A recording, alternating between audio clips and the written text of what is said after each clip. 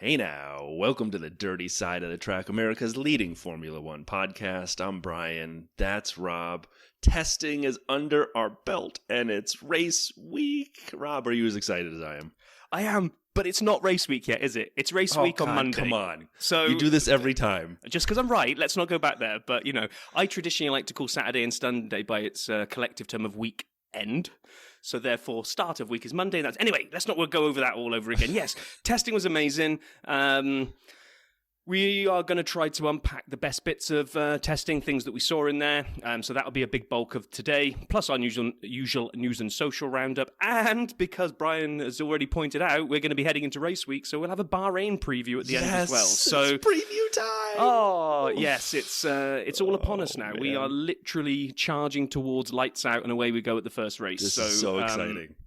Yeah, so let's just... do as we always do. Let's hit news and social first. And the first thing, which is a big deal, but bizarrely I don't think I've seen the conclusion of this story anywhere yet that I can find on the interweb, is Lance Stroll has got injured, and we all know he missed testing. But the extent of these injuries is like some government secret at the moment. It's like reports that he's broken both wrists. There were some fantastic memes where they were cutting together Alonso driving a car around a dirt track and then showing it colliding with a cyclist and it being Stroll. But do we know what's happened to him? No, not officially. I mean, every single rumor is the same, that he's broken both wrists. That's what everybody seems to want to say. But it's like hockey.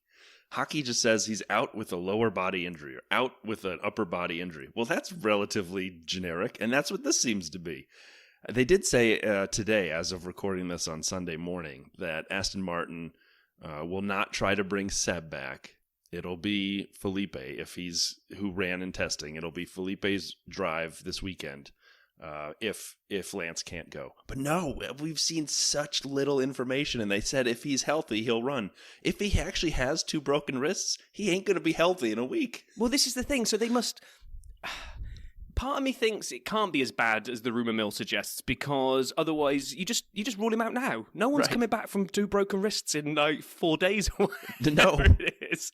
So okay. So I mean, Felipe will be in, I pretty much assume, and then we'll have to see where it goes from there. But it's just a bizarre one how it kind of pretty much broke.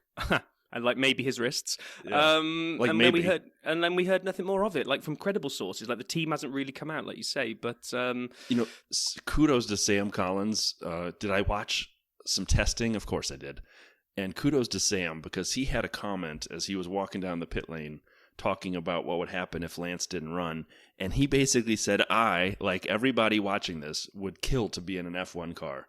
But I, like everybody watching this, knows you can't do that with two broken wrists." So the common sense police, we're all out there waiting to see what news we find, but it just doesn't seem like he'll be going. Who knows?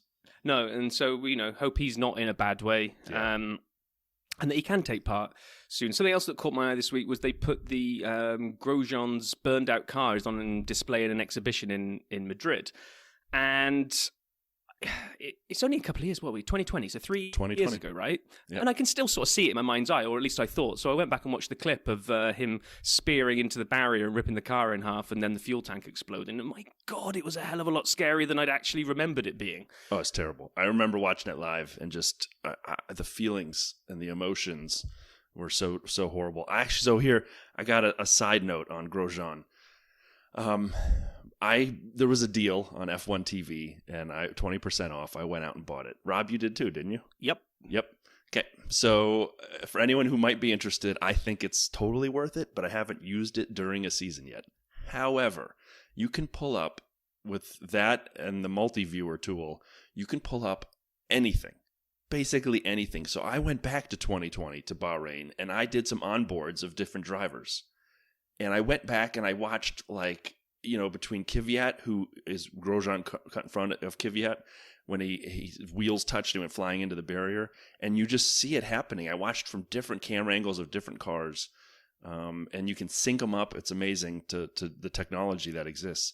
But God, you're right, it is horrible. So actually, I did rewatch it as well. I rewatched Joe's crash, and then like Lando's. I synced Seb and Lando at the quali at Spa from the monsoon, and you can actually see Seb pull up alongside giving a thumbs up like, are you okay? Because no one knew at the time. And then you see Lando eventually give a thumbs up. And then you can hear the team radio of Seb saying he's okay in a relieved way, which made me love Seb even more.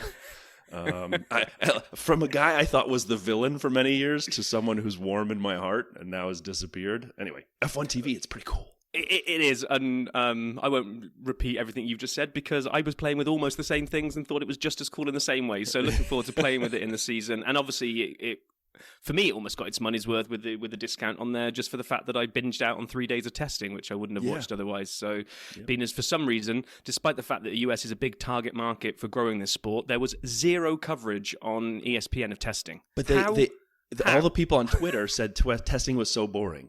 Testing is so boring. I'm like, it's testing. I mean, that's what this is. We'll get there. We'll get to testing in a minute, right? So let's get on through some of the other things. There was one that I've not been able to validate, Brian, because I do not speak German. So I think it was German anyway. That there was a Twitter article that said that Red Bull management have said that results and marketing value of the AlphaTauri team does not justify its costs, and the team will have to move to the UK or be sold. And then quoted an article that was in German. So I'll just trust the guy that tweeted it. That's what it said inside. 100% reliable. 100% reliable. But yeah, interesting one. I mean, when they say move to the UK, do you think that's to economies of scale to basically move it into the Red Bull unit in the same factory and just kind of really they become almost one team then, don't they, if they do that? Yeah, I guess. I don't know. I didn't even see this until I saw the notes that you published, and I went and did a little bit of research, and I seemingly saw a couple more articles this morning, all citing the same article you talk about. This is kind of shocking to me that this has come up so quietly, and maybe it's because it's breaking right now, and by the time we publish this, the whole world will say, oh yeah, I saw 40 articles about it. But I would be shocked. I mean, the value of an F1 team has to be astronomical at this point, and I can't understand why you would want to sell when the whole world's trying to get in. Well, I mean, but if the costs aren't justifying it, then costs aren't justifying. What are we talking about? But if you are going to, if you've got an Andretti sniffing around who wants to buy a team, and you've got one that you're not really that in love with, and you pump up the value. I'm not sure how much you're allowed to pump up the value and decide to set your own price for buying a team, but I'm pretty sure, like anything else, you're allowed to negotiate. So if you're Red Bull and you're super successful with one team, and your sister team is just selling clothes that don't look that cool with a stupid name, and and the car looks like crap and testing. Oh, sorry. Maybe it's time to sell high. Maybe that's the case. I mean, you know what? If you're thinking about it from an economics perspective, the valuation of F1's pretty darn high right now. Maybe it is time to sell if you don't think you want to be in long term. I don't know. Valtteri. I don't know if you're aware of this, Rob, but 2 weeks ago, the Dirty Side of the Track podcast, America's leading Formula One podcast, had a guy named Valtteri Bottas. This is Valtteri Bottas, and you're listening to the Dirty Side of the Track. I'm not sure if you're aware of that. He had an amazing helmet in testing. I have to talk about the helmet. The helmet was epic. It made it on TV a lot. F1 TV loved the helmet. The internet, the Twitter sphere loved the helmet. The helmet had a mustache and a mullet. It was Valtteri's head, and it was so great. I put it up there with Lando's basketball, just in terms of like creativity and the way to do stuff. So I thought it was great. Did you enjoy it as much as I did? It was absolutely amazing. So kudos to Tiffany, who I believe designed it, his girlfriend. Oh, I didn't know that. Nice. Yeah, I think I read that on the tweet. So if I got it wrong, well, I've just said it, so it now must be true. But yeah, it was amazing. It's just a shame it was for testing only, and it won't apparently see the light of day in the season. But I'd be tempted to keep that bad boy. It was brilliant. Sweet. And then there was an announcement which caused a lot of confusion.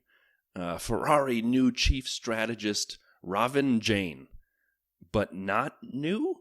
And there was debate on the Discord that he'd been part of the team, and there were people who are part of F1 who came out and said this is not new, but yet someone stepped back. And do you have a better feel for this than I do? Not a clue. I didn't really know the name, and then when I saw kind of the Discord debate of, but he's been there. Is he just now chief strategist? That's when what he used to be like number 2 strategist or something? I don't guess. know, but it's we'll come on to our Drive to Survive feelings later, but it kind of it's obviously an area that needed a little bit of love and attention. So It even did. if that is just a very small change, change can only be good, I would have thought, for Ferrari strategy right now. So I hope so. Question. And so there was one other article that really caught my eye. And Vincenzo Landino did this. That's the second time in like 3 weeks we've quoted Vincenzo. So good on you, Vincenzo.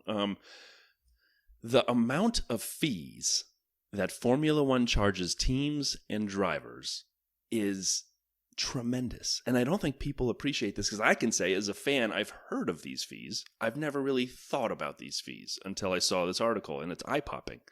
So the base cost of a super license, which every driver needs, is £10,400 a year.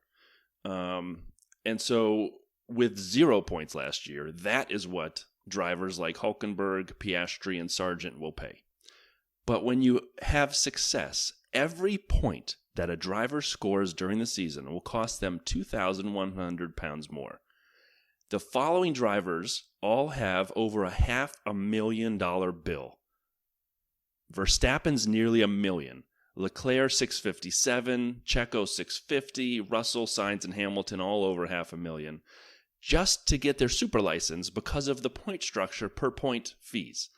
And you may say, well, that's pretty intense, but these guys are paid a lot, and their teams maybe help them with it. Who really knows? It's not the end of the world. You're right, it isn't the end of the world. Even though Max was whining about it, as he should, because at the end of the day, it's coming out of his pocket. Even if the team pays for it, it's money they wouldn't be giving him. However, the FIA is the big winner in all this, because not only are the fees from the super license that I just mentioned, but the teams are required to pay a flat fee of $617,687. I don't know how they came up with that, and I'm surprised there were no cents on the end. But it's also a fee per point scored. So for the constructors now, each point by a constructor is $7,411 extra dollars. So at this point, like Williams at the bottom of the grid scored 8 points, only needs to send in $667,000 to race in 2023. When you add the teams and the drivers, the FIA has taken from Formula One $26.7 million. We haven't even done a race, and people had, just for the privilege. So like I said, AlphaTauri should be charging a boatload for that team, because look how much people want to pay just to play. Yeah, exactly. I mean, it's magnitudes of scale, right, isn't it? Like whether you're playing, like my daughter playing in like this sounds like it's going to be the same. Not the same at all, but everybody pays to play to some degree. You'll pay your registration fees, right? Sure. When you're paying drivers an obscene amount, then when you do it on a percentage base, this probably isn't a huge amount out of Max's. But you're right, 26.7 million just to basically turn up to the first race is insane, but I can kind of also understand it at the same time. I mean, can you, like the FIA, they're going to line up for the formation lap in Bahrain next week, and they're going to walk around with a pillowcase and like, yeah, give me your money, and walk out with $26.7 million. I mean, I'd watch that. That's how they should do it. That is exactly, look at us with these ideas. So one thing I do want to hit before we talk about Drive to Survive or get into testing yet and videos before that even, the bracket. I want to thank everybody for voting in #February F1 Fantasticness. We have a winner. We have a champion as of right now, just closed. Jim Clark is the best F1 driver of all time. Yes, fact. It was really, really good. It was really good watching the engagement drive up and kind of the higher number of votes, because we were worried we were probably going to get like 5 or 6 votes per poll, and that included me and you voting as well. So I think most of them, especially as we got through to the final 4, we were north of 150, I think. Yep.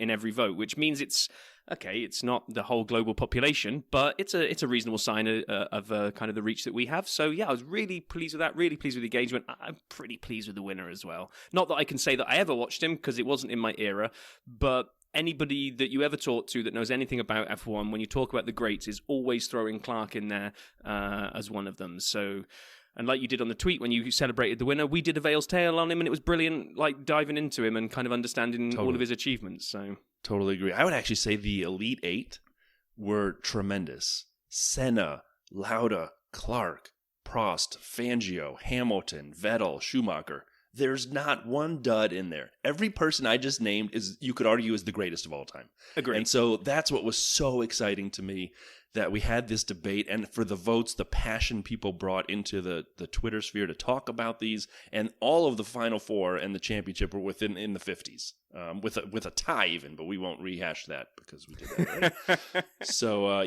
thanks everybody. Thank you for voting in the bracket. If you didn't, check out the tweet and you can kind of see the results. I have all the percentages under each matchup. Okay, so where do we want to go? Drive to Survival videos, Brian. What do you fancy Drive to first? Survive. Let's do Drive to Survive. Okay, so it dropped on Friday.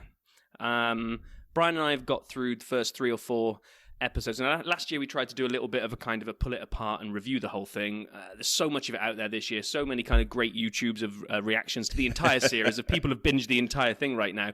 That we just thought what we'll just do is a quick kind of our gut feeling so far from what we saw from the first 3-4 episodes. And we'll try not to give away spoilers. If you haven't seen, you should be safe. But if you want to fast forward 3 minutes, you'll probably be even safer. But without getting into any spoilers, here's my take. I loved it. It was fantastic. The first 3 are great. It is. They address the drama situation that we kind of pointed at in season 4, being too overly dramatized. I love it. And can I say one thing to all the people out there who try to gatekeep F1 to people who've gotten in through Drive to Survive? Just go away. And I love Drive to Survive. If you're going to tell me I can't watch F1 because I love Drive to Survive, just go away. And we are not an aggressive podcast, but stop doing that to people. I love Drive to Survive. Rob? Yeah, I mean, you know that I didn't enjoy season 4. I Right. thought season 4, they went too far down the fake manufacture of drama. Agreed. You've got a sport that's oozing with drama, so you shouldn't really have to go create your own narrative. And I thought they kind of screwed the pooch on that one last year. But this year, I think they kind of, or from what I've seen so far, 4 episodes in, they've really just kind of maximized the drama that was there rather than try to fake it out a little bit. Now, I got my same gripe that I've always got with it. I don't understand the incessant need for time traveling. Episode 1 is the opening race of the season in Bahrain. Episode 2 is testing. Why do that with some Marty McFly? Kind of got to work out which order everything is in. So that hurts my brain a little bit. But I'll let them off for that one. It's not supposed to be a chronological documentary. And I loved the way they kind of almost hit this straight out of the gate. Is very early in episode 1. There's a talking head with Toto. I don't even remember the question they ask him, but they ask him something about are you happy to be back on this, even though it's not a documentary or something like that. And his answer was, it's never been a documentary. It's always been more like being on Top Gun. And I thought, fair enough. You're going to hit that straight early doors. This isn't a documentary. This isn't a fly on the wall with no extra added spice. It's a I don't know what the right phrase of it is, but no, I enjoyed it. I have read ahead a few spoilers. There's lots of outrage out there that Brazil is absent from the entire series all over again. And I read as well that Seb is. That was going to be my second one. I've read that on Twitter, and that would be disappointing if that's true, which obviously it is. It is. Everyone's reacted to those 2 things, which is that episode 2, again, without giving out the timeline of it, if you haven't seen it, is really all focusing on Mercedes. So it's really looking at kind of George and Lewis, and it tells a really nice story from kind of the early days of porpoising. Oh my gosh, the onboards, you forget how much that thing was bouncing. You can hear it and feel it when you've got the volume up. And it tries to tell the story of then kind of, Phoenix from the Flames a little bit towards the end. Well, to me, as a non-Netflix producer that knows anything about making a story arc, but surely George winning at the end is a brilliant way to cap that episode off. But no, Brazil, we just pretend didn't happen for the entire series. So I loved Max was there and in the chair. Max is really growing on me. I loved that he was there for this. The K-Mag storyline, fantastic. Miami, I loved Miami storyline. Yes. And even with the rubbish, look at me with my British, even with the rubbish track surface that Ferrari found out a couple of days in advance and knew about. But then we get into Ferrari. Oof, some of the mistakes. Mamma mia. Yeah, that was hard to take as a Ferrari fan, opening all those wounds back up again. But go ahead, sorry. No, so I am enjoying it. It just does feel like a little bit of a, like you say, the K-Mag thing is brilliant. So why not finish? Is there something that Brazil didn't sign the rights for it or something? Because if you do the K-Mag story arc without his pole position... one of the greatest polls ever, which, by the way, I watched as well with F1 TV. And I purposely waited to find when Q3 started and Charles came out on Inters and was the only one, because I could never find that team radio on YouTube. And so when he goes out there, he goes, am I the only one on Inters? And his team engineer comes back, yes. I mean, that was just I watched that and I'm like, I was literally cheering and crying at the same time. Anyway, yeah, so I'm excited for the rest. So for me, I'm going to say massive improvement from 4. If you go into it taking it as it is, as not a fly on the wall documentary, I think there's a lot to love here. There's just going to be some tinges of disappointment, I think, as I watch the rest of it and realize that Seb basically gets no airtime or any acknowledgement one of the greatest is retired. That's going to feel like a little bit of a missed open goal, but, it's good. I'm good with you. I'm enjoying this way more than season 4 already. And, last thing, the Miami storyline, when they show the preview, I don't think I talked about this part, the preview, like the days before and them coming out and getting introduced, and the sort of pomp and just the amazing kind of pageantry. If you remember, and I'm sure no one cares except Rob at this point, and I'm sure not even him, I had a couple drinks and somehow came across this live, and I had a tweet storm going about it, if you remember this. Anyway, it was my favorite night of the year of F1 that wasn't a night race. Like, I sat there in my man cave watching the Miami introductions, screaming like, this is the greatest thing ever. I mean, I was basically Sonny Crockett. I had the music going. Like, Miami, baby. Okay. Anyway, moving on. Videos this week. I have 4 quick videos I'm going to hit, and they are all pretty good. So no duds this week. I'm really pleased to say. The first one, though, you got to kind of want it. It's Ask Me Anything, Formula One logistics coordinator on the Haas channel. And the guy's name is Paul Park, and he's Scottish, and you can figure that out real fast. And so he manages logistics for Haas. It's a really cool kind of video. And Paul, kudos to you, buddy, for sitting in front of the camera and explaining kind of how you got to this role, which a lot of us are curious about. How do you get into F1 in a job like this? And then talks about how Haas manages sending things around the globe. And it was fun. It was 9 minutes. It's maybe not for everybody, but if you're curious, definitely check it out. It was kind of fun to see a behind-the-scenes guy in front of the camera. And then I found on Drive Tribe, which for everyone's benefit is the Top Gear guys, Grand Tour guys, Clarkson and May and Hammond's channel. The question is it possible to run a 2000s F1 car without spending millions? It's 14 minutes. It gets a little nerdy. I did bail on the end in the last 5 minutes, but it's a great question. For people who are just kind of curious, could I have an F1 car and drive it around it on a racetrack? How much would it cost me? Millions? Billions?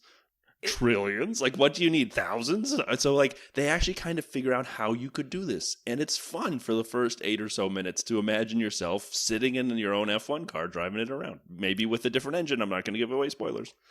Well, you can't give away the vast majority of the spoilers if you bailed on the last 5 minutes of a 14-minute video. I mean, do you even know how much it cost them to run this car? The last 5 minutes, they basically have a promotion for a company who can give you an F1-like car. So I said, okay, fair enough. I'll let you off. That's. Oh, yeah, I appreciate it.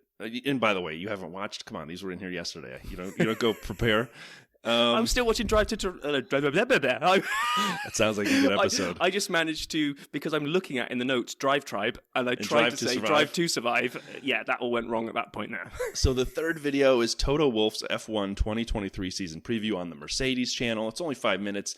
It's not great, but it is fun. He gives a lot of canned answers, a lot of marketing responses from Toto, so you're not going to learn a ton of behind-the-scenes type stuff. But if you're, again, getting ready for the season, a great way to get ready for the season. And my favorite, closing out number 4, the cleanup hitter. How many F1 GP circuits can you name in 30 seconds? Lies, featuring Albon, Richards, Young Philly, and Schiff. Sky Sports F1. First of all, the title is too long. They made me read that whole thing. That's crazy. But on the Sky Sports F1 channel, it's nearly 9 minutes. It's totally worth the watch. You got Alex Albon and Naomi Schiff, who we all know from watching F1, a driver and a commentator and a driver in her own right. And so we have them on. And then there's someone I don't know because I'm not British. I'm sorry. Micah Richards. Micah Richards. He used to play soccer for Manchester City. Okay, great, good for him. Quite not sure why he's on an F1 thing, but here we go. And then Young Philly is the host of this game, and it's basically Name That Tune. How many of these can you name in 30 seconds? And then the person next to you either can name more or say lies and make you call it out. And maybe that's the way the Brits do name that tune. Again, I don't know. Point is, it's hilarious. And you get Naomi trying to name number of tracks and Albon trying to name number of drivers. And it's not that they can't, but with the timer going and these people talking in their ears, it's fun. I really enjoyed it. Check it out. Cool. So that brings us a nice little bow wrapped around news and social. So the big thing to cover in the week was testing. 3 days of cars on tracks. And before we get into that huge excitement of cars on tracks, Brian wants to put us to sleep with what he found interesting leading into testing, which was that he discovered there are even more tyres this year. So oh my gosh, I'm going to set my alarm for about 2 minutes' time, and I'll wake back up then, Brian. Over to you. Perfect. Well, for this, we're going to use the SAP stats, even though it's not technically a bunch of stats. It's SAP news, but we're going to go anyway.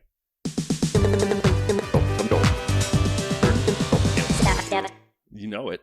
Tire edition. Testing tire edition. Here we go.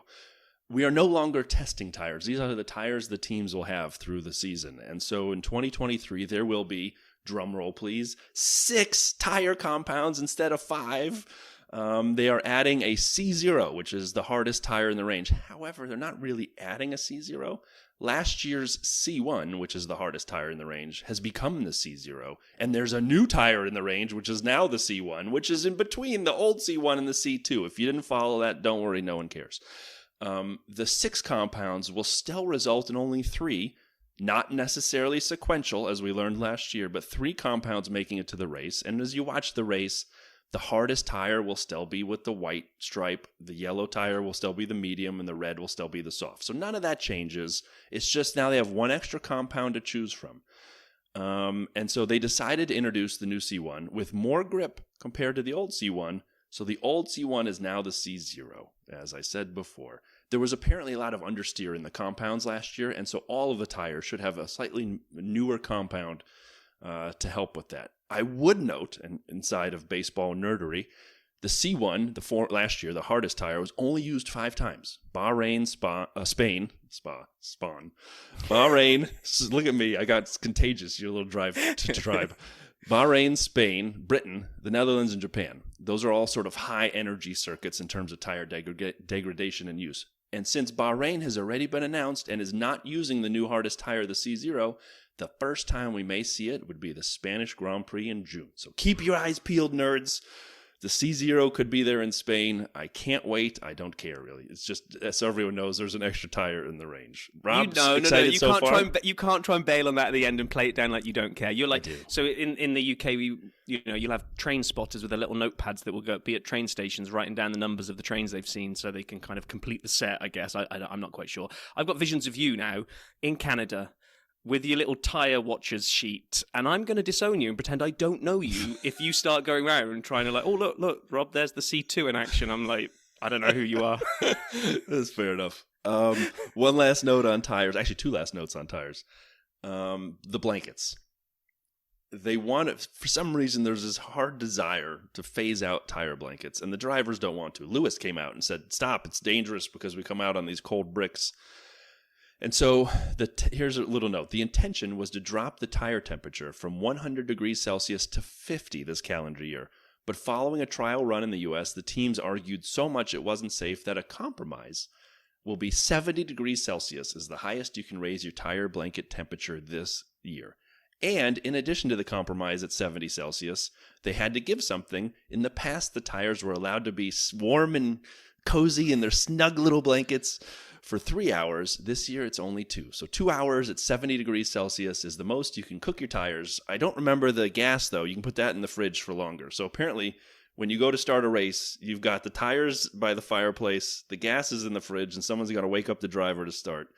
The last note on tires, and I promise it's a fast one because I couldn't find anything other than hearing it on the testing conversation. Apparently, the full wets have a completely new compound this year. And they did that over the winter in testing. Now, will it change? Who knows? But the sort of public outcry that these tires sucked and did nothing, they heard that. Pirelli heard that. And I think the gentleman said I couldn't really understand everything he was saying because I was excited and he was excited and it wasn't all English, is that it's a new compound that fires up faster. So the full wets, the blue stripes, when they're used, should fire up faster and give better grip initially than they did before. Your problem is the words that you just used there. When they're used. They won't ever let them race on them. So True. What's the point? It's just another albatross to hang in the corner and go, look, there's a blue tyre with a new compound. Never going to get used, but look at its fancy new compound it's got. The spray, I think they said because of the new design of the new cars, one of the outputs was that it's creating more spray, I think. So until you can sort visibility out, I just don't think we'll ever get to see the blue tyres run, because when it's wet enough for blues, it's too wet for visibility. And I'm not suggesting I want the cars out on track when the drivers can't see anything, but if we are in an era right now where the design of the cars means that amount of spray means nobody can see anything, I would have saved my money, Pirelli, and just retired the blue tyre. But anyway, testing. We had cars on track. Let's not worry too much about what we saw day by day, Brian. You can pick anything you like from across the 3 days. But for me, it was great to finally see the Red Bull as well, because they'd said it was just a season launch and it was last year's car with this year's livery. So it was nice to see the Red Bull out there, and it looks mean.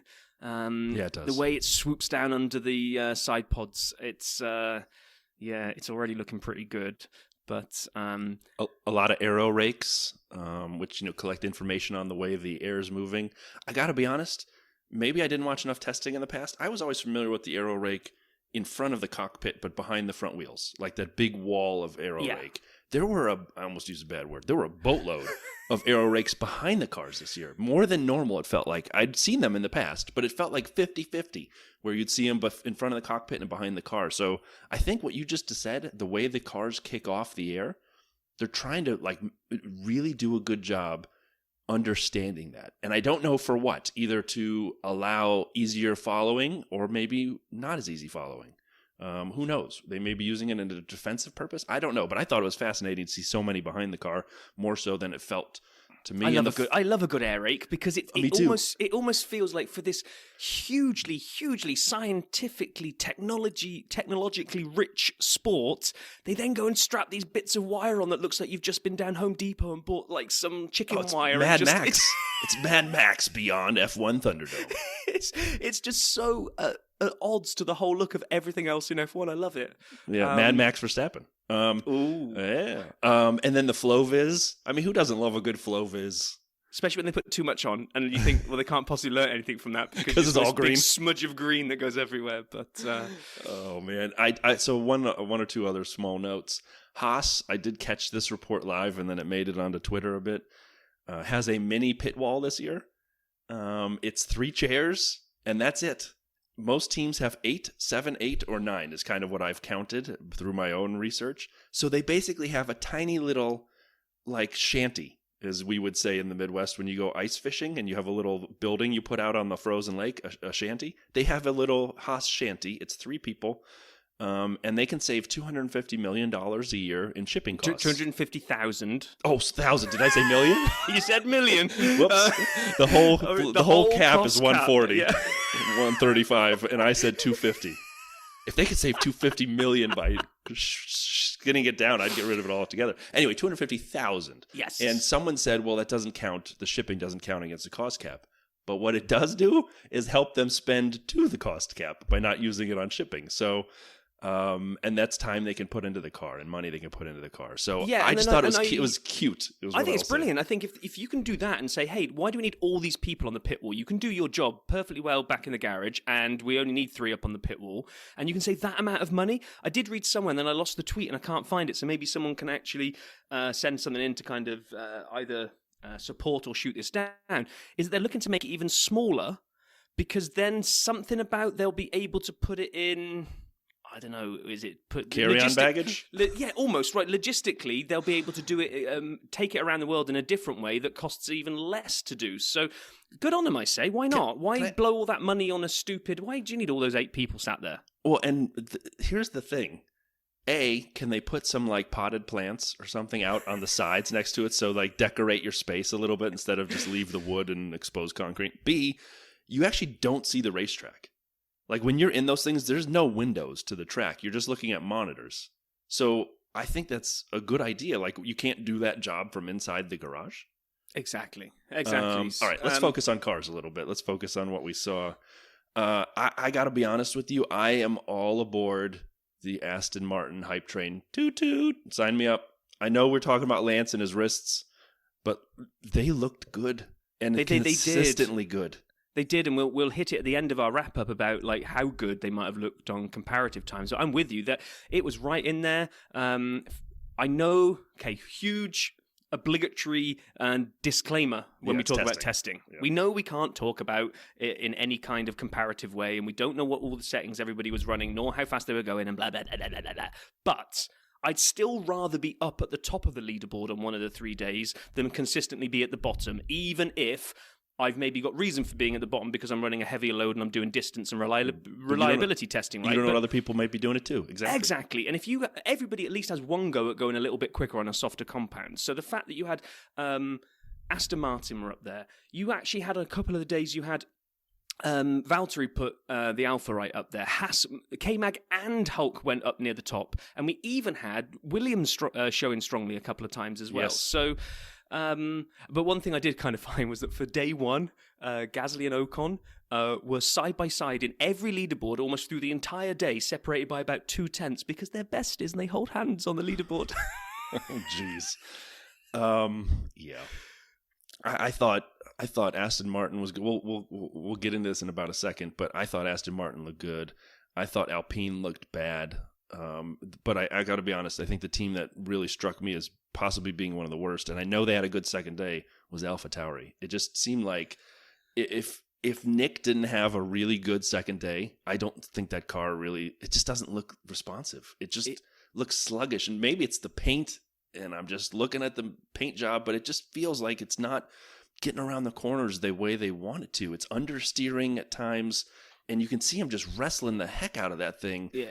And I don't know, like to me, that they were one of the disappointing teams. No, I agree. And you just used the exact word that the commentary team used a couple of times, which is it really looks like they're wrestling that car around. You know, other teams, wow, look at you as you could leave this little pod and go and become an actual commentary team member. Look at you. But, and it did. You know, some cars just looked like the Red Bull always does. It's pointy into the corners. It looks like it's on rails going around the corners. And that Alpha did not look like it was on rails at all. We had some solid performances by the rookies. I did rookie watch over the 3 days. You know, none of them covered themselves in kind of embarrassment. I thought they did the opposite. Logan, De Vries, and Piastri all looked good. Yes, comparatively. Did you catch the practice start at the end of the first session on day 2? I don't think you did. So at the end of the first session. At the end of each session, nope, I didn't. At the end of each session, they were doing these like red flags and starting. There's 6 sessions. You're asking me out of the blue the end of one of. No, I didn't see that one. Yeah, I know, but I've written the notes. I thought you might have read the notes, being the pro that you are. Now you're not allowed to leave and join a professional setup because you're not professional. Anyway, they did a practice start. And it's like they hadn't told the drivers what they were going to do. And all the drivers almost approached this start as if it was going to be like one of those burnout ones where you kind of like let the car in front go before you then accelerate. Some of the drivers got that memo. Some of the drivers must have got the memo of this is an actual start. So when the lights go out, don't gun it as if it was an actual race day, but we do want to simulate proper pullaways. So half did and half didn't. Lewis and Sainz did. The cars in front of them didn't. Oh my gosh, the onboards, they were so close to wiping each other out, which would have been a huge embarrassment to the sport if on testing day, 4 teams come away with huge repair bills because one of the practice starts went wrong. Well, but at the end of day 3, which I was watching, I watched 2 hours of the end of day 3. They kind of did a similar thing, a formation lap, and then did some rolling practice starts, but one at a time. So no problems there. But then they were all kind of, after the formation lap, going around, and they all started kind of caning it because you got a bunch of race drivers who want to go fast, shake and bake. And so as they get out there, Valtteri starts racing people, and other people go with him. And again, the untrained eye, but as he's going in, I'll say this, Crofty got so excited, he actually started commentating it like a race. Yes. So Valtteri kind of sweeps in and almost locks up, which would have probably been a crash. And then they go around the corner, and now he's passing people in the Alfa Romeo like it's on fire. And some people are racing him, and some people are backing out. Like Checo backed out because I don't think he wanted any part of it. And but other people, it was just, and like Lando went off on the side and realized what was happening and slowed up and got out of the way. But like it was fun, man. I gotta say, I finished day 3 testing, watching those guys do that. A handful of them really going for it. I was so amped up. I was excited. I'm like, I'm ready for the races to start. I want to, because it was like almost the last bit of action, right? I'm kind of hoping, did a few of them get together? And like the same way they tried to choreograph donuts sometimes, did they kind of go, who's up for a little bit of a race at the end here? And like some of them went in and were like, I've seen Valtteri as the ringleader here and kind of like, we're going to do this. And like a couple of others have gone, yeah, come on, let's do it. And then Checo and Lando have kind of like, they've gone along with the crowd. They've been a little bit kind of sheep-like and followed. But then at the last minute, when it's all got real, they've kind of gone, oh no, let's back out of this. This is a bad idea. So where would you put the teams? Like, where would you kind of look at it as a whole in your thoughts? Who at least who shined and who maybe didn't? So before we go on to the little bit of stats that we've got for testing this year versus quali last year, I would have said that Aston Martin for me were my standout. Actually, and again, I know we can't trust these things, but Aston Martin just looks so good that I'm even starting to think that that's the one that breaks the podium party first out of our kind of Ferrari, Red Bull, who's the other team? Mercedes, that's the one. Yeah. That kind of little inner clique that we always think are going to lock everything out. I can see Aston Martin breaking that party up first. The other ones that I was, again, skeptical about testing, but Alfa Romeo looking good as well, and Haas actually getting for two Ferrari cars there now. So if the Ferraris have been able to unleash which I said in our Discord last week, you did. If Ferrari have been able to unlock that power that they were holding back on last year, and potentially add a little bit more to the mix just through the course of natural development, there were no. Yeah, we had a couple of breakdowns. We had a hydraulic issue for George. We had Valtteri and Zhou, I think, well, there were a couple of random stops that almost looked like Valtteri's they thought was power unit at one point. I don't know if it was or not, but it was nerve-wracking. Yeah, but nobody really kind of blew up in plumes of smoke. Like we had some big old lap counts done for a lot of the teams as well. So McLaren did have some problems with like the winglet thing kind of coming off, and Lando got rumors got very frustrated with them having to bodge it together, and he like punched a wall. I felt like for me, I thought Red Bull solidified their position atop. Yes. Other teams improved from last year, and I'll let you do the times. Other teams improved from last year, but so did Red Bull.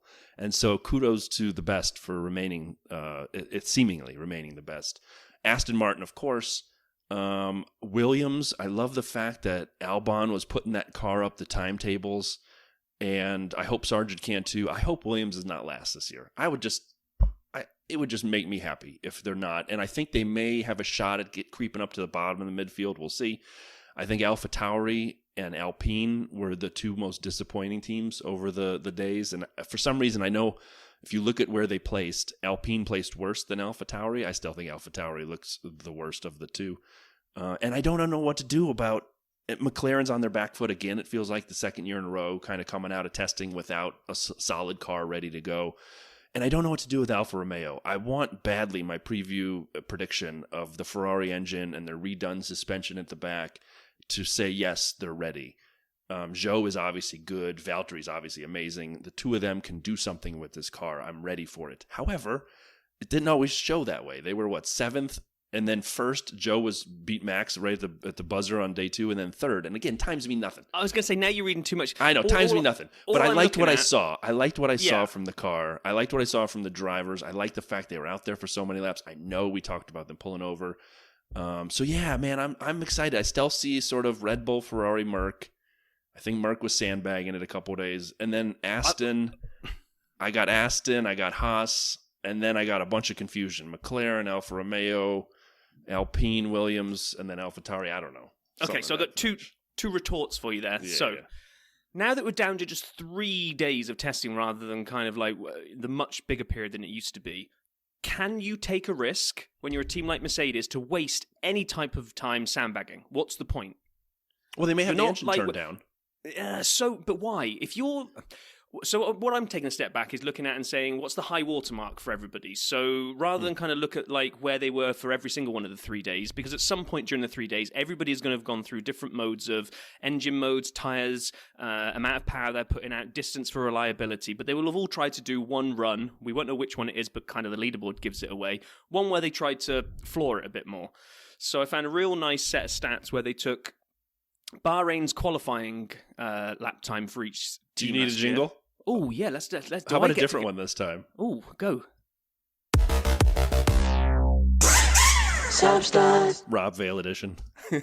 Oh wow, I feel honoured to have had the Sapstat jingle. So yes, we found a grid of all of last year's quality screwed times. it up already. I am because I'm now got the pressure of the Sapstat jingle in my head. But so you take every team's best qualifying lap from last year's Bahrain Grand Prix, and you compare it to their fastest time in testing this year, and there's some very interesting results. So, Aston Martin, top of the leaderboard, a 1 minute 32.77 or 777 in 2022 qualifying, a delta of minus 1.3 seconds as their fastest one this year. So 1 minute 31.45. That's humongous difference. That's humongous. Even, especially, unless that one lap that they set that time on was also in full quali trim, which I probably doubt it. There might even be more to find there on a car that allegedly this year, with the higher ride height, everyone was worrying was going to be maybe a couple of tenths slower across the grid this year. Every team was going to be a couple of tenths slower because of the ride height issue. So Aston Martin have straight away gone, yeah, really? Hold my beer. And come in with the... Amazing. Next up, you and I both thought the Alpha's looking good. They've taken 0.7 seconds off last year's quali time. Merc... a third of a second, 0.38, so nearly 0.4. Just for everyone, we are now a second different from the Aston Martin. Aston Martin is second ahead of the third team, meaning they improved so much quality to test, 2022 quality to test, that the third best improvement is a second less. A second. Yes. That's tremendous. And again, we don't know how fast people were going or what settings, but wow. Red Bull then, they're 0.37 seconds quicker than last year, but... as well as being 0.37 seconds quicker than last year, Checo's time on day 3 was actually quicker than Charles's pole position last year. Wow. In a testing setup. Then, bizarrely, despite the fact we've been beaten up on them massively, AlphaTauri come in at also taking 0.37 seconds off last year's quali time. And then it's where it kind of then drops. Williams have taken a tenth. Haas have not even taken a tenth. They've taken 0.08, which I find bizarre because it felt like it was going quicker. And then we get to the additions. McLaren have added 0.15. And then the last two teams, I think, just couldn't have done any kind of setup that mimics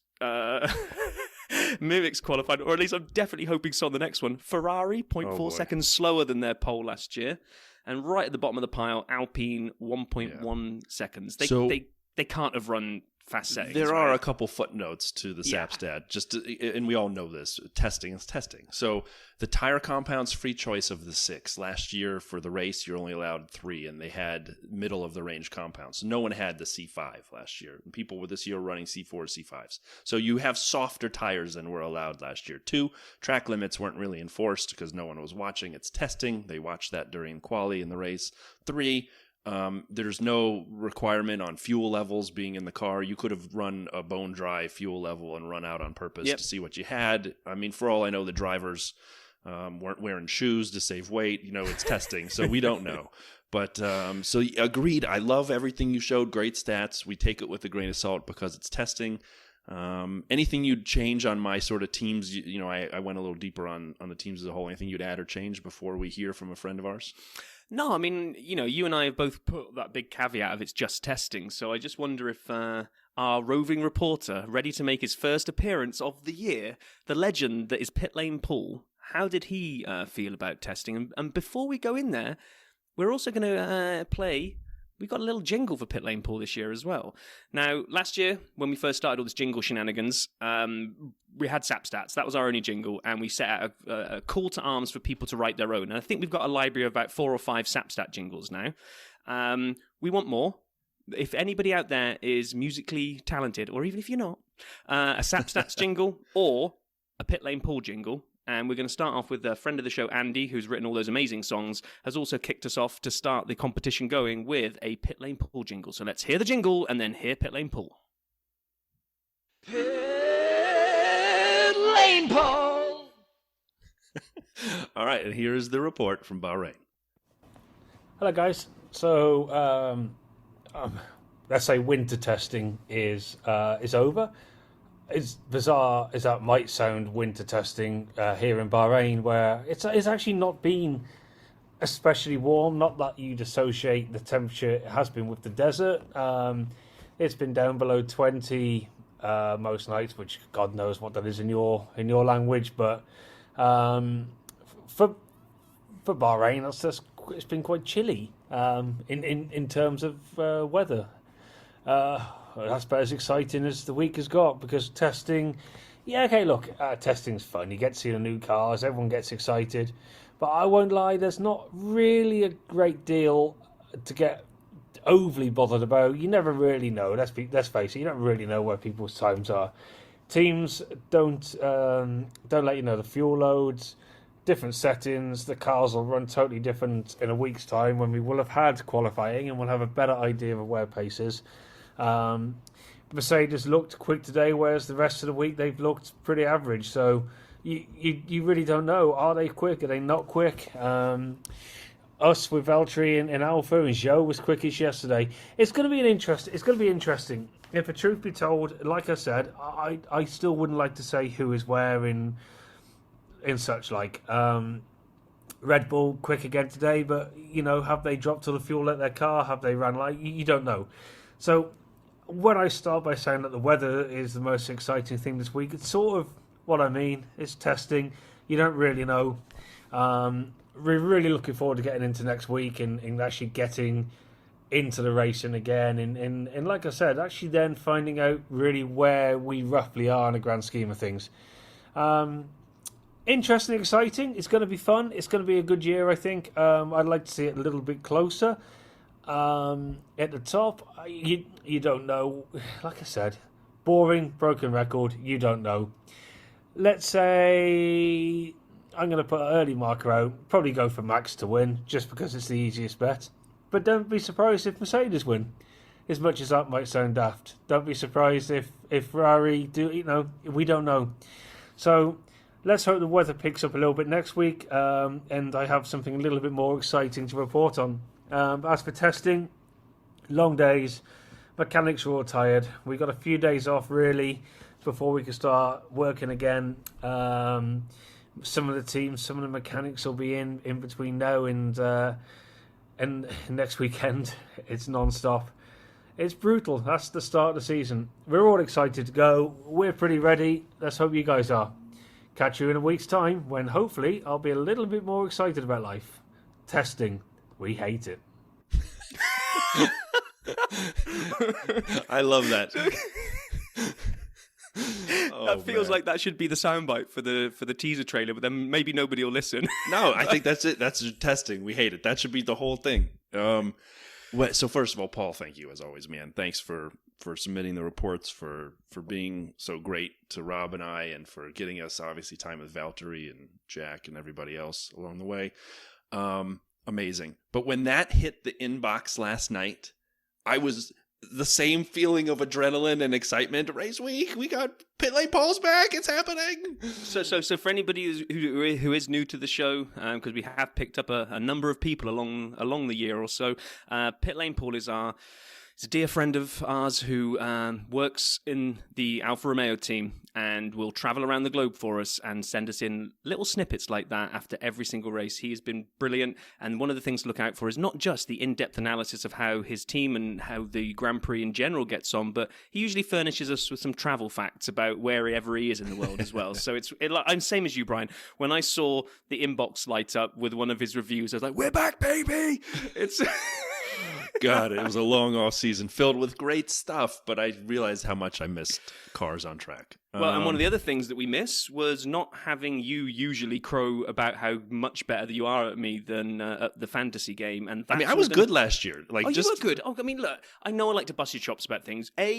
You love this stuff way more than I do, and it shows because you are so much better at it than me. So I take each victory as it comes. But you were like insanely high globally, which really hurts me to say, but you were. I mean, I don't put in a ton of time. I don't have that luxury, just being busy. But yeah, last year I finished 333rd in the world out of the 1.6 million people. And I'll take it, baby. Yeah. So yeah, anyway, fantasy is back. And sort of. It's almost back. As of recording, it'll be back tomorrow. They say, just sneaking it in under the wire a couple days before FP1. But we are going to do the league again. The Dirty Side League will be back. We will send it out tomorrow night, U.S. time, with a code and the link and whatever. We'll figure it out, how it's set up, just like we did last year. Now, there are some changes, and it is a little confusing, if I'm being completely honest. We have what they've provided. Again, the league's not live. You can't go out there and check it out yet. We will tomorrow, Monday. And so please, everybody, sign up. We have prizes. Did I mention the prizes? We give away a T-shirt for the first half leader, and we give away a T-shirt for the winner at the end. And if you're both, you can only get one T-shirt. It'll go to the next person. But so we are really super excited about it. This year, you're going to have 2 constructors to pick from. Maybe let's step back for a second. For someone who hasn't done F1 Fantasy, you pick drivers and constructors, you have a budget, and you can manage your team race by race. Fair kind of overview, Rob? Yeah, yep. And as you do this, last year you would pick 5 drivers and 1 constructor. And each one has a value which adjusts. And please don't make me explain how it adjusts, because that was a real sore subject last year. And so this year, you have 5 drivers and 2 constructors, which will make, in the $100 million budget, the same. So it'll make the pricing a little more compressed. There will be no dynamic pricing throughout the week, but price changes should occur once a week. I don't know the timing of that. It has not necessarily been released when that occurs versus when your lineups go and when your drivers change. We'll have to figure that out kind of on the fly. There was a thing last year called streaks. Don't worry about it. It's gone. If you didn't like it, I hated it. If you didn't like it, it's gone, so no sweat. If you liked it, sorry, you were probably in the minority as that thing disappeared. There's a 2 times multiplier on points the driver earns. It's now referred to as the DRS boost, and last year there was a restriction. Drivers over a certain threshold couldn't be eligible for this, and as this pumping and dumping occurred towards the end of the year, almost all the good drivers went above the 20 million threshold. That's gone. Was this Turbo Driver last year? Yes, that's Turbo Driver, and Mega Driver still exists, and that is now called Extra DRS. Mega Driver was the 3x multiplier, which you can apply once a half, I think it was. Half being not a literal half, but the summer break last year. And so there's a lot of these kind of things which are coming into the game. And again, if you didn't catch all that I just described, don't worry, we didn't catch it either. We're kind of reading the notes that F1 has put out, and Fantasy Hub, at F1 Fantasy Hub, Rob has put out as well. He's the man. Follow him if you don't. And then there's a couple other things I would just highlight. Final fix, you can make 1 change to your team between quali and the race. That didn't exist last year. Quali locked your team before. Now you'll have an opportunity to change. There's only 2 free substitutions each week. You may say, well, what if I really want to change my team? There's a penalty for your 3rd, 4th, 5th, and 6th, and I guess potentially 7th substitution. There's a penalty for those. It reduces your points you can earn. And there will be a wild card where you can do a full swap out if you wanted for a certain race. But yeah, I think that might be the majority of it, Rob. Anything that I missed? No. I think we wait and see what it actually looks like when it goes live. We'll get this set up. I say you'll get the league set up and get that code so when it's sent broken, out. you know it's my fault. Yep. And we'll look forward to picking our first team for next weekend, because it's going to be race week. We're going to Bahrain. We're going racing, not literally, but we're going to be watching it from the comforts of our own houses or bars or wherever we go to watch it, as we will watch the 19th running of the Bahrain Grand Prix. 57 laps, taking in 15 corners. And this one's usually a good one. I like this one. This is usually a good one. We get some decent racing. They didn't have to... Sometimes when they build new tracks in the middle of nowhere and it's not a great track, you think, why? You didn't have anything you had to plan around, and they didn't here. They're out in the middle of the desert, no kind of geography they had to plan around or buildings. I'm looking at you, Abu Dhabi. So, yeah, it was good. We won't do the full history because we kind of did full histories of each race last year, but we will look back at what happened last year. So, 2022, as a Ferrari fan, it was just chef's kiss. Charles took pole. He also won. And he got fastest lap. Sainz came 3rd in qualifying and 2nd in the race. And I'm not going to say this in a nasty way, because it's going to sound like it, because I'm on the highs of the Ferrari, but also both Red Bulls retired through reliability issues as well. So from a Ferrari standpoint, it was like maximum gain. What else did we have there? Oh, Lewis and George, despite all the porpoising that was starting to come around and you having to find a new sound effect for the porpoise, they came home 3rd and 4th. But they were quite a way back from the Ferrari guys. And we also heard a sound effect about a race or two later. Red Bull had another set of challenges, and very very smartly, Christian Horner came out with this comment when the Red Bulls ended up retiring a second time in the third race last year. But I'd rather fix a fast car than try and make a reliable, slow one fast. And he was right, because while maybe they didn't finish the first race, it was just like peanuts. And Lucy was holding the football out and letting, Charlie Brown come kick it. And Ferrari's like, I'm going to get a field goal. And then ended up pretty quickly into the season on their back. So yes, they had some success. There are a handful of drivers on the grid now who have won at Bahrain. We have Lewis with 5 wins, Fernando with 3. Boy, could you imagine if somehow the Aston Martin gave him his 4th win to start the season? The internet would break. F1 Twitter would break if Fernando Alonso won the first. Well, he's not going to, but I mean, could you imagine if he did?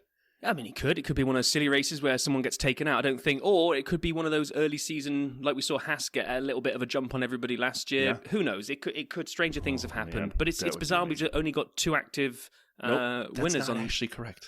Oh, you have an error in your notes, and I hate Did this. I? Well, then I'm going to blame Wikipedia because I copied and pasted it from there. Oh, I got better sites for you when we do these.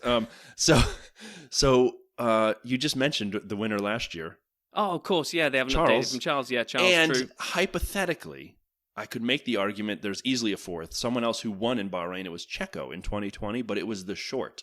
So it wasn't technically the Bahrain GP. It was the Sakir Grand Prix. Yeah, exactly. But it's the same track, but shorter. No. I like the short better. But it's not the same race if it's not the same track, is it? Oh, come on. It's 95% or 80% the same track. Same. Here's Brian's sidebar. Dear Bahrain, give us the short again sometime soon. It was so much fun in 2020. Thank you. But anyway, so yeah, Charles would be the 3rd winner who's won there. And I did find a couple stats that were really curious and exciting. Only 42% of pole winners have won this race. And so you don't have to be on pole to win, which is great. So it's sort of an open field. However, don't get your hopes up. No one's ever won from below 5th. So as long as you're in the top 5 of quali, you've got an honest-to-goodness shot at winning this race. And because we've seen these kind of up and down with the teams, I think it's really kind of open. I'm honestly super pumped. I am ridiculously pumped for this. And also, one other thing is we've had the Aston Martin Bahrain curse strike again. So they will go into Bahrain at the beginning of a season without one of their nominated lead drivers. Seb missed it last year due to COVID, and Stroll, unless he miraculously recovers from 2 broken wrists, isn't taking part this weekend either. So a double whammy for them there. So yeah, I mean, I cannot wait. And because we can't wait, and because we want to kind of drive the engagement and drive the amount of ridiculous things that we do on the dirty side here, we've come up with a new feature. I say we, it's all me. So if this dive bombs, in the same way that if the fantasy bombs, it's Brian's fault. If this bombs, it's blatantly my fault.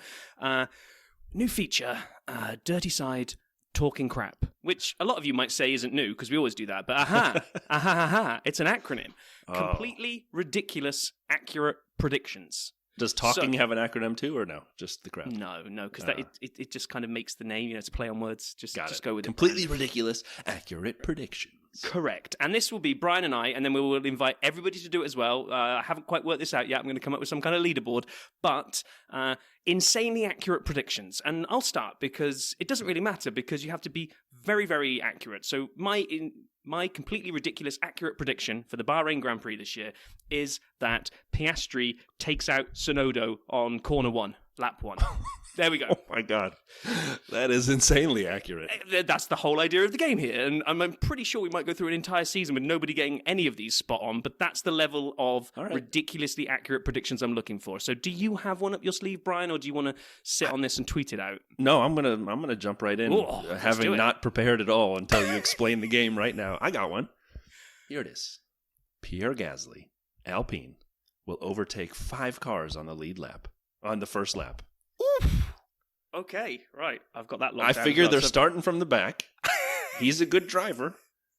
Maybe they got a different kind of race pace. People will be battling, but he will be after 1 lap 5 positions higher than his grid position. There we go. Okay, I mean, I think mine was a little bit more ridiculously accurate. In 5 cars on the lead lap in Bahrain where it never rains? All right. Yeah, true. Okay, so we're going to put that out there. We are going to come up with in the same way that Brian launched February F1 Fantasticness as our hashtag for that, we will have hashtag F1 Crap. And if anybody wants to come up with an insanely accurate prediction to add to the list, I'll keep an eye on them, and we will track and announce after the race next week who got the closest. And if for some bizarre miracle someone actually gets it spot on, well, yeah, you win the internet that day. And just for the record, before everybody gets mad, Rob will be the judge of these. So if you feel his adjudication is incorrect, then you can deal with Rob. So yes, as you can tell, we are getting a little bit too excited because we have a race next week, and we will do as we always do. We will do our race review, and we will try to get out there nice and quickly on Sunday evening US time, so that you can hear us pull the bones out of what will hopefully have been the most brilliantly amazing, fantastic start to an F1 season in the history of time ever. I can't wait. It's 9 a.m. Central next Sunday. I'm like already planning my meals.